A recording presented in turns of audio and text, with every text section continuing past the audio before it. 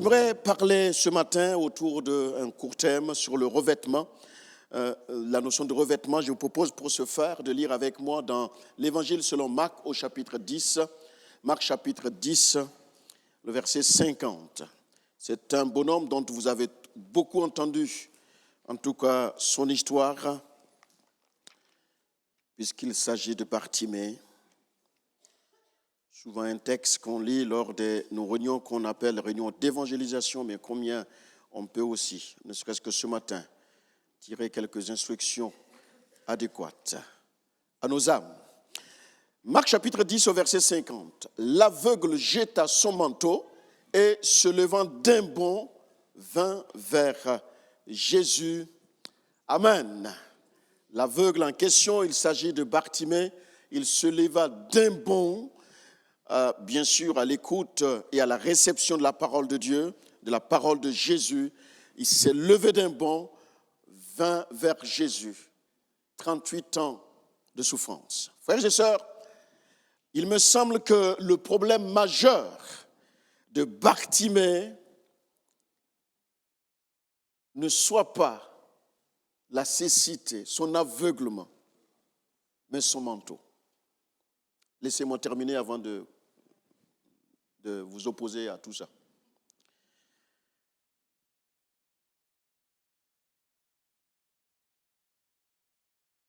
La réalité, c'est qu'il a vécu, tout en étant aveugle, pendant 38 ans au moins. Mais en réfléchissant, en méditant et en ayant une vue générale de la parole, on peut aller plus loin. Il avait un souci avec son manteau, son revêtement, son vêtement. Et vous savez que la notion de vêtement dans la parole de Dieu, depuis Genèse, en d'autres mots, depuis la chute d'Adam et Ève, jusque dans le livre de la Révélation, il est question de vêtements. Il est question de recouvrement. L'histoire de Bartimée regorge plusieurs révélations, plusieurs enseignements, plusieurs instructions pour qui sait attarder et laisser l'Esprit de Dieu ouvrir son esprit pour capter, bien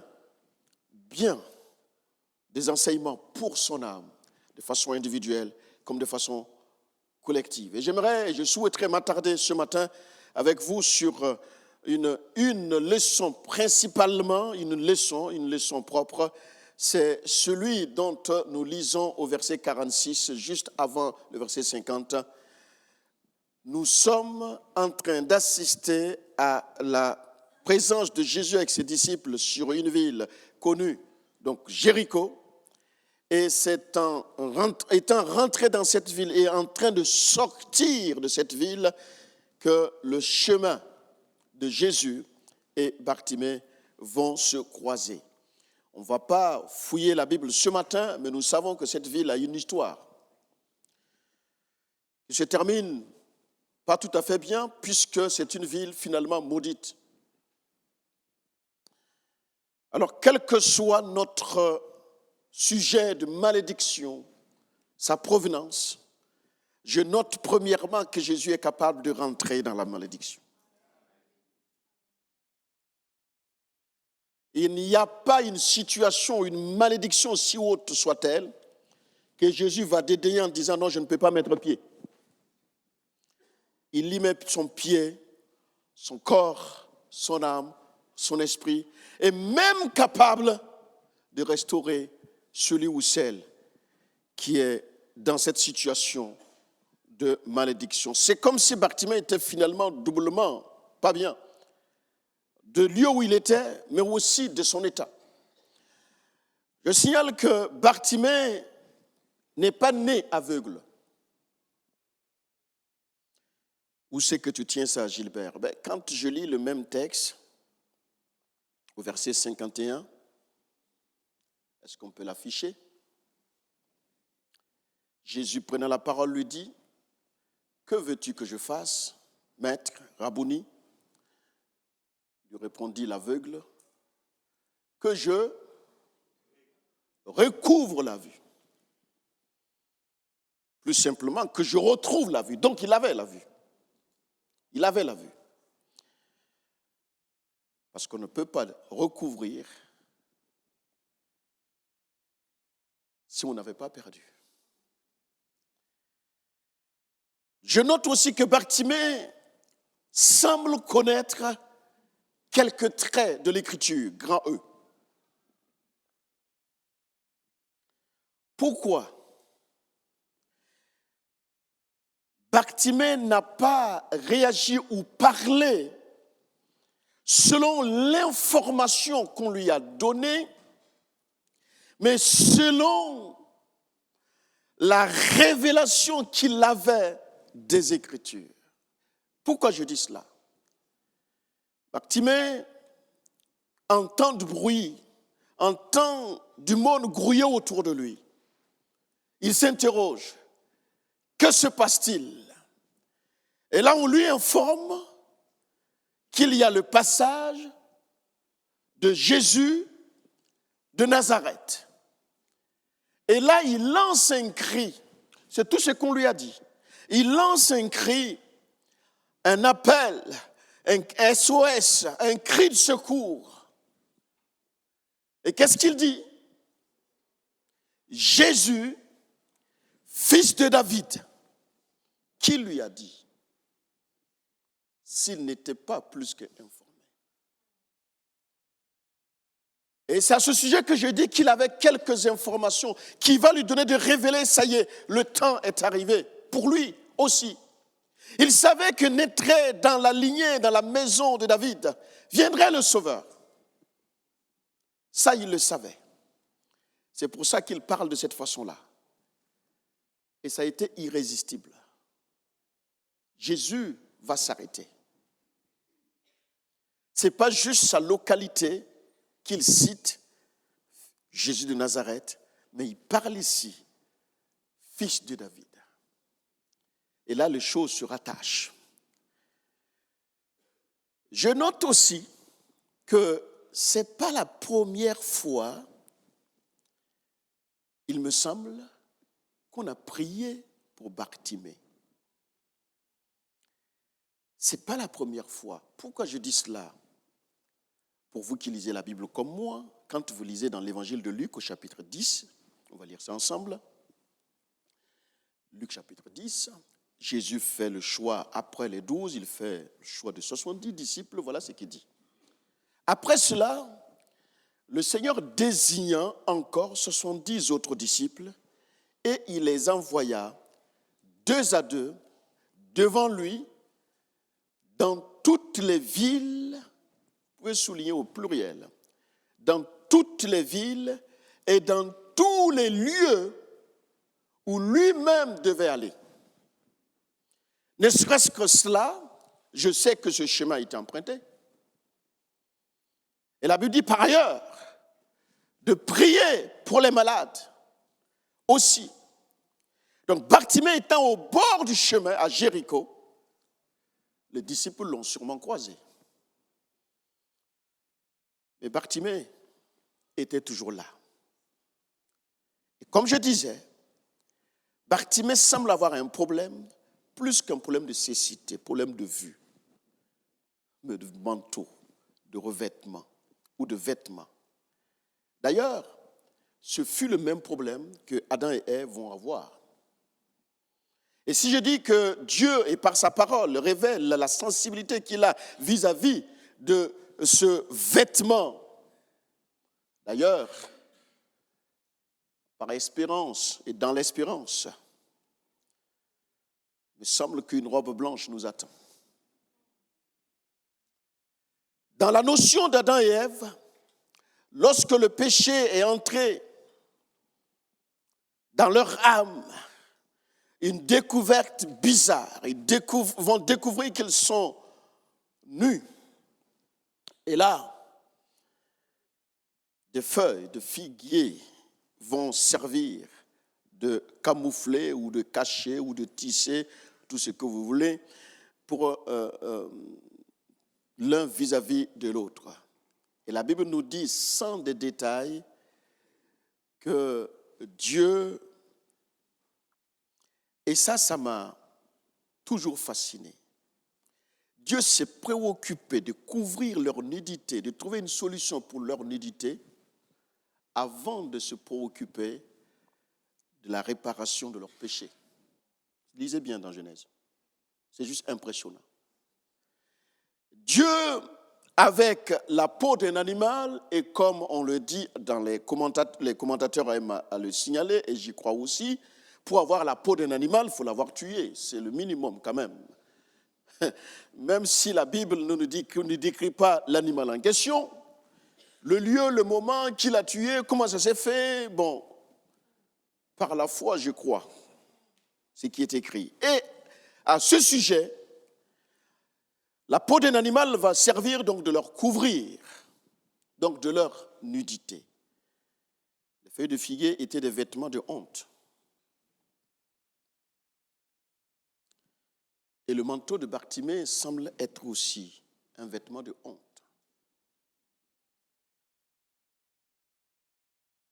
Il se peut que par moments, dans nos traversées de vie, il y ait parfois des vêtements de honte. Sur moi, sur toi, sur nous. Des vêtements de honte sur nos familles, sur nos couples, nos enfants, nos petits, ou même arrière. Et je crois que tout comme Jésus est venu à Jéricho, alors que plus que jamais informé que Jéricho était une ville maudite, maudite dans le passé, dans le présent et même dans son futur, il vient aussi dans notre Jéricho ce matin, je le crois. Béni sois-tu si tu n'as pas de Jéricho, mais personnellement j'ai même pas un seul Jéricho parfois. Mais Jésus arrive dans notre Jéricho. J'aimerais lire ce texte pour étayer ma pensée et glisser vers ma courte pensée. Dans l'évangile de Matthieu au chapitre 22, là aussi vous connaissez les réalités, un texte eschatologique, un texte qui parle de la fin des temps, un texte qui parle de comment vont se terminer les choses, mais un texte aussi qui est plus que jamais d'actualité. Matthieu 22, 12. Le contexte, c'est un roi qui marie son fils.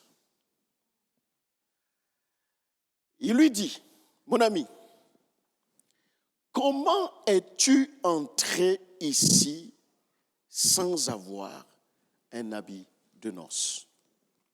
La question est tellement précise, mérite d'être soulignée. Comment es-tu rentré ici sans avoir un habit de noces? Cet homme eut la bouche fermée.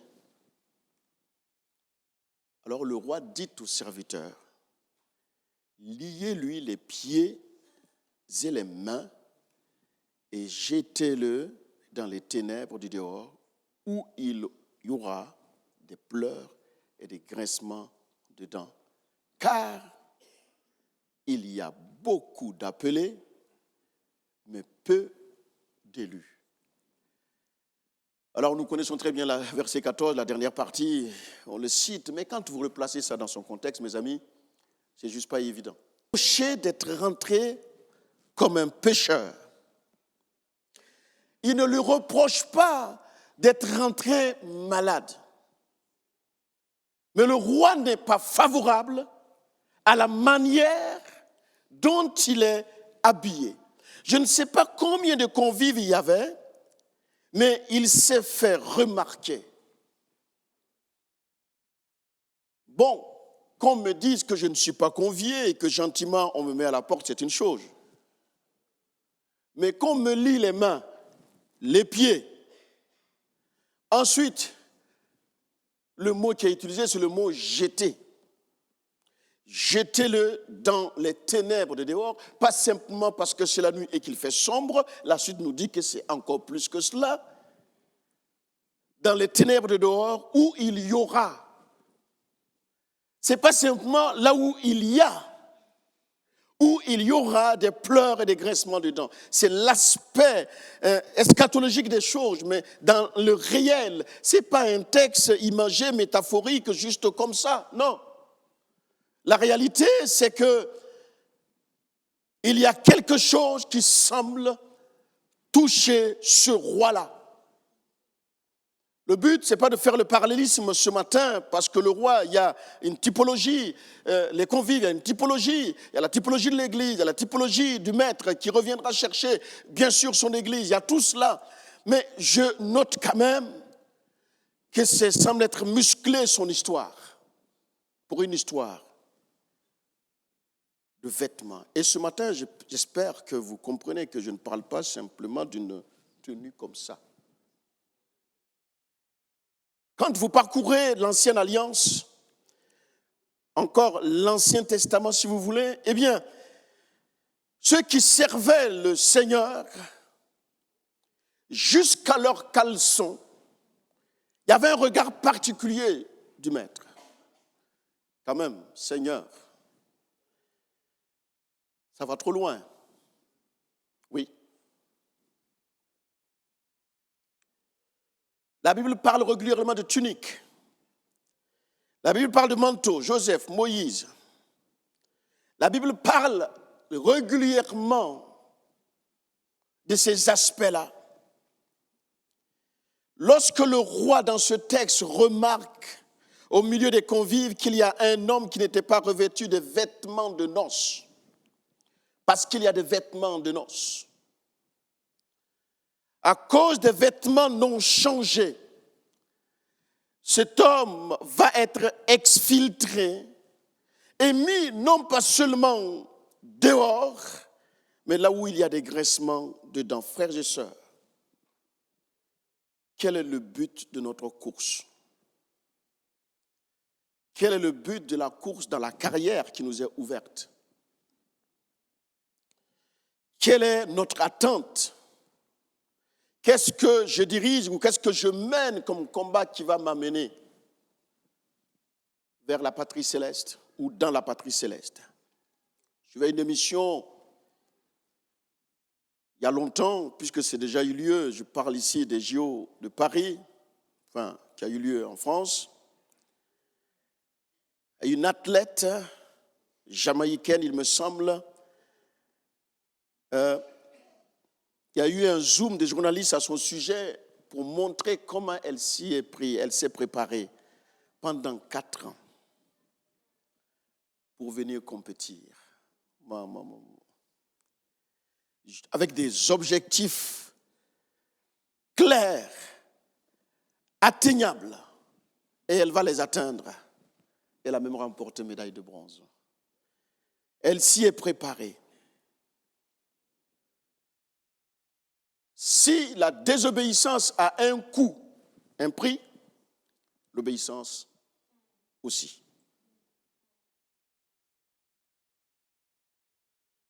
Ce n'est pas parce que tu as obéi à Dieu que tu ne vas pas payer. Ben oui, le Fils lui-même a obéi son Père. Vous avez vu le prix qu'il a payé? On l'a chanté. Une croix dressée. Quelle que soit la situation. Alors il me semble qu'on a tous compris et qu'on soupire après cela. Payer le prix de l'obéissance. Et s'il y a une phrase, et c'est le cœur même de ce qui m'a tenu pour réfléchir sur ce texte, tiens et paye le prix de l'obéissance. Parce que l'une et l'autre, les récompenses ne sont pas du tout pareilles. On aurait voulu que les récompenses soient sous nos yeux. Et qu'on dise, ben voilà. Mais souvent, ce n'est pas sous nos yeux. La prière pour le salut des siens, ce n'est pas que Dieu ne veut pas répondre ou n'entend pas, mais il se peut que ça ne soit pas de ton vivant. Mais ça reste une réponse. Parce que la clé et l'objectif, c'est quoi? C'est que cette personne et toi, vous puissiez passer l'éternité ensemble. Ben oui. Ça peut vous paraître bizarre, mais je vais lire mon texte pour conclure. Zacharie chapitre 3. Zacharie chapitre 3. Sur un petit commentaire quand même sur ce texte. Zacharie chapitre 3, verset 1er, nous lirons jusqu'au verset 6. J'attends qu'on trouve le texte.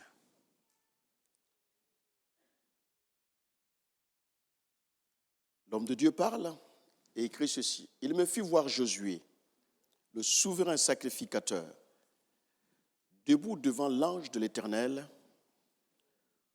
donc, que nous reconnaissons à la personne de Jésus, et Satan qui se tenait à sa droite pour l'accuser.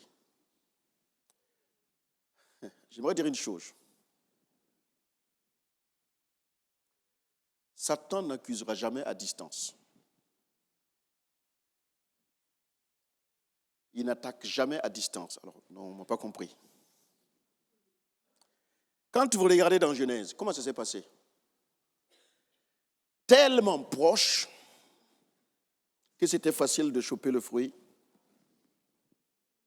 d'en goûter et d'échanger avant même de passer à M. Adam d'en goûter. Il me semble que l'ennemi de notre âme aime le corps à corps.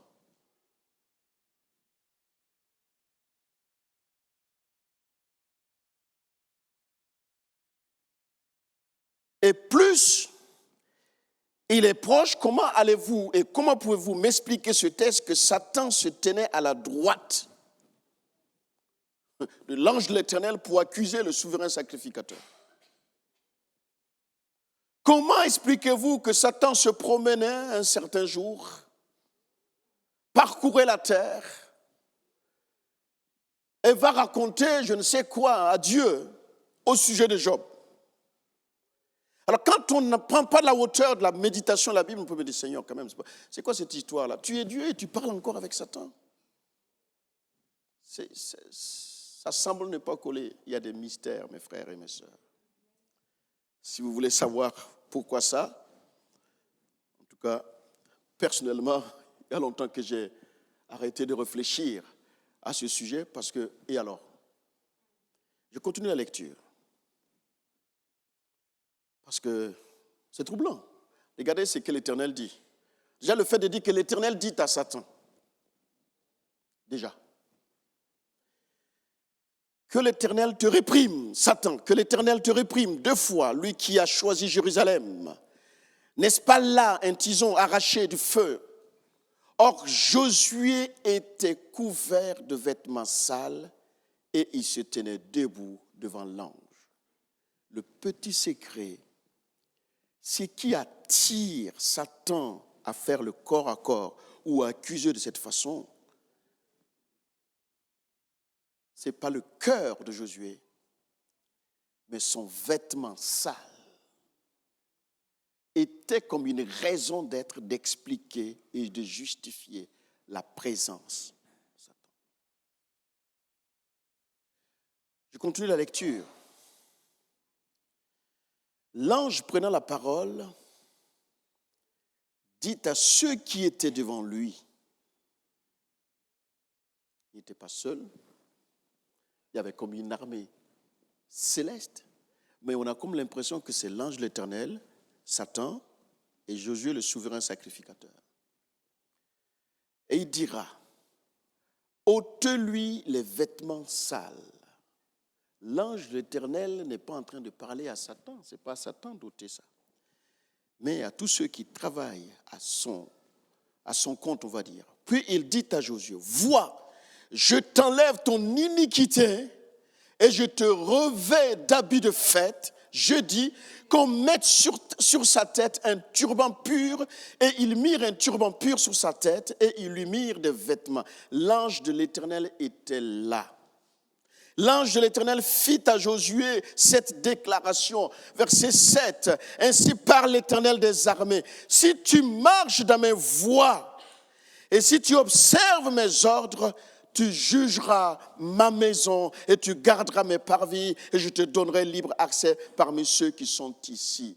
On ne parle plus de Satan parce que le nouveau vêtement de Josué ne permettait plus à Satan de rester et de voir que ce soit. Rien que, et là je glisse en rentrant dans la notion de sainteté. Plus d'une fois j'ai prêché, si vous voulez, j'ai enseigné que souvent il n'y a pas besoin de 10 000 heures de jeûne et de prière. Ta vie de sainteté est capable de faire reculer l'ennemi.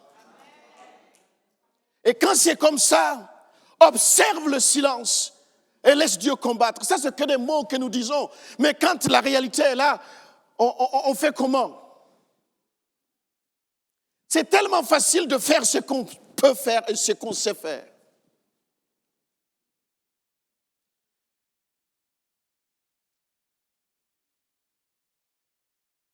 Un habit nouveau. Et c'est ce que nous porterons dans la présence de Dieu. Dans l'évangile de Luc au chapitre 15, dans l'histoire du fils prodigue, communément connu comme cela, le fils prodigue,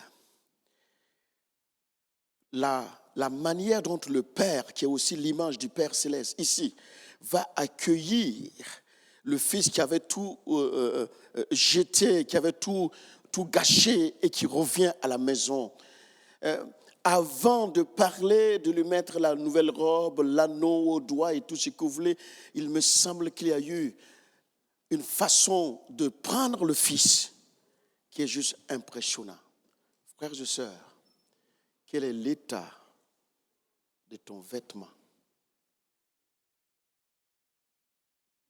Ce n'est pas tout chrétien, 20 ans, 30 ans, 50 ans, ou chrétien hier, avant-hier, 2, 3 jours. Mes habits, la propreté de mon vêtement, c'est une histoire quotidienne. C'est une histoire de tous les jours. Ma vie de sainteté. Que tout te touche, oui, mais que rien n'impacte ta relation cœur à cœur avec le Père. Si quelque chose venait à couper cela, tu vas flétrir. Tu vas flétrir. À mes aînés qui prient et qui prient, qui peut-être ça n'arrive pas à vos oreilles ou à vos yeux de voir les résultats de la prière, Dieu entend. La Bible déclare que son oreille n'est pas dure. Il n'est pas dur d'audition. Il entend. Et vous savez quoi? Pas que les paroles. Même ce qui n'est pas exprimé. Et ça devrait être ta force. Ça devrait être ma force pour tous les jours. Alors, veille à l'état de ton accoutrement, de ton vêtement spirituel. Veille à ta vie de sainteté et que Dieu nous accorde la grâce de tenir jusqu'au bout. Trouverai-je la foi sur terre quand je reviendrai, dira le Messie. Que sa paix soit sur nos cœurs. Il a dit, ce n'est pas une paix comme le monde donne. Ce n'est pas cette paix-là. En fait, c'est une paix que nous sommes appelés à expérimenter. C'est une paix qui nous tranquillise au sein des 10 000 troubles. Dieu soit béni. Amen, on va prier. Tu es bon envers nous. Ça s'est démontré et tu le démontres. En fait, tu nous aimais même avant qu'on découvre que tu nous aimes. Et nous voulons te bénir pour cela. Merci pour ton amour.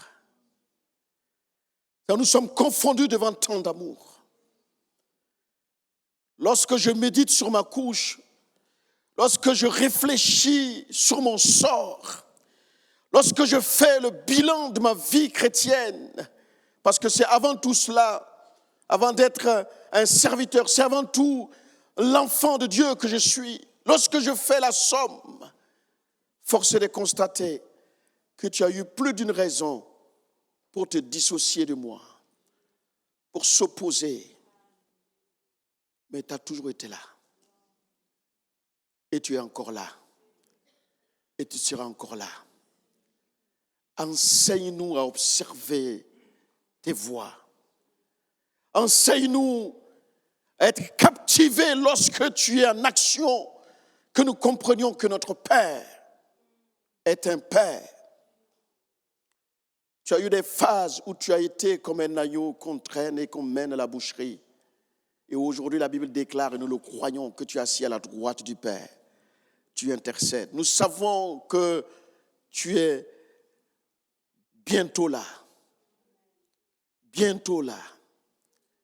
Parce que la souffrance est profonde, elle est grande. Parce que la terre gémit. Parce que finalement, quelle que soit notre position, nous nous réclamons tous du même Dieu, de toi. Et nous savons que la solution viendra que de toi. Reçois ma prière. Et merci de permettre à ce que ta parole descende comme une fraîche rosée, arrosée sur le désert de notre âme, sur les terres arides de nos âmes, dans le puissant nom de Jésus. Fais du bien et bénis particulièrement celui qui a besoin et qui avait besoin d'une parole ce matin. Donne-nous de voir que tu es toujours là, agissant, fidèlement, puissamment, dans le précieux nom de Jésus. Amen.